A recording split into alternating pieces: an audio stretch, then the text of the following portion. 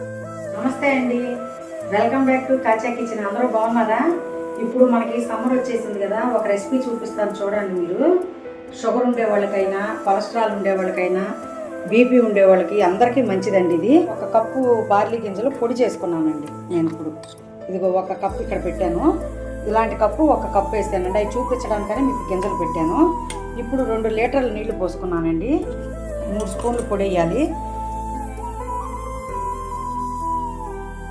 ఇదిగోండి spoon salt వేసుకొని ఇలా కలిపేసుకొని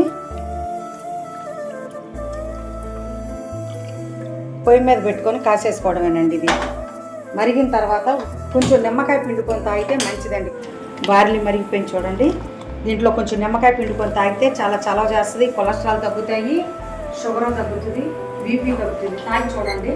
మీకు నచ్చినట్లయితే లైక్ చేయండి, షేర్ చేయండి, సబ్స్క్రైబ్ చేసుకోండి.